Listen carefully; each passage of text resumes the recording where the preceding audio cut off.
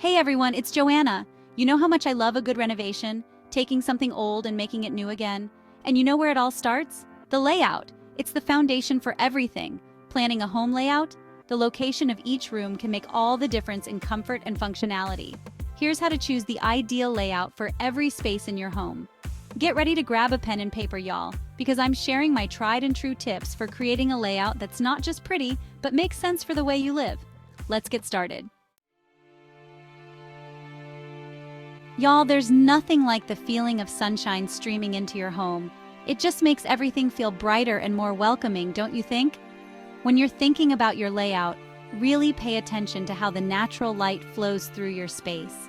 Think about those rooms where you spend the most time and want a bright, cheery atmosphere. The kitchen, for example. Imagine cooking up a delicious breakfast with the sun shining through the windows. Or picture yourself curled up in your favorite armchair in the living room, bathed in the warm glow of the afternoon sun. Those are the spaces where you want to prioritize southern or western exposure to really maximize that beautiful natural light. Now, bedrooms are a little different. You want a peaceful, restful vibe in there, right? So an east-facing bedroom is perfect. You get those soft, gentle rays of morning sunshine to wake up to, but it's not too intense. And don't forget about those little nooks and crannies. Maybe there's a sunny spot perfect for a reading nook by the window, or a cozy corner for your morning coffee. Pay attention to those little pockets of sunshine and let them guide your layout decisions. Okay, so we've talked about sunshine. Now let's talk about sound. Because let's be honest, nobody wants to hear the spin cycle of the washing machine while they're trying to relax in a bubble bath, right? When you're mapping out your layout, think about the activities that typically happen in each room and the noise level they generate. Kitchens, for instance, tend to be bustling hubs of activity, dishes clanging, conversations flowing, maybe some music playing while you cook. Laundry rooms, well, they have their own kind of music with the washer and dryer humming along. And living rooms are often gathering places for family and friends, filled with laughter and conversation. So it makes sense to group those lively spaces together, kind of like a little neighborhood of their own within your home. That way, the sound from one room doesn't bleed into the quiet spaces. Speaking of quiet spaces, you want to create a sense of peace and tranquility in rooms like bedrooms and offices. These are the places where you go to unwind, to focus, to get a good night's sleep. And if you're working with an open floor plan, don't worry. There are still ways to create a sense of separation and sound control. Area rugs, strategically placed furniture, even a bookshelf can help absorb sound and create a visual and auditory barrier. Chapter 3. Public and Private, Creating Zones for Connection and Retreat. Just like we talked about creating zones for noise levels, you also want to think about the flow of people through your home. Where do people naturally gather? Where are the spaces that are more for personal time and relaxation? Public areas like the entryway, kitchen, and living room are all about connection. They're the welcoming heart of your home, where you greet guests, share meals, and spend time with loved ones. It makes sense to group these spaces together to create a natural flow and encourage interaction. Now, private areas like bedrooms and bathrooms are a little different.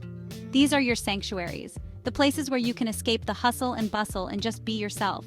You want to create a sense of separation between these spaces and the more public areas of your home. So try to position bedrooms and bathrooms away from the main traffic flow of the house.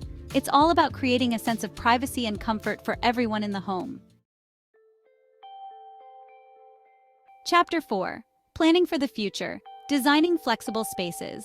Now, let's talk about the future. One of the biggest mistakes people make when designing a layout is not thinking about how their needs might change over time.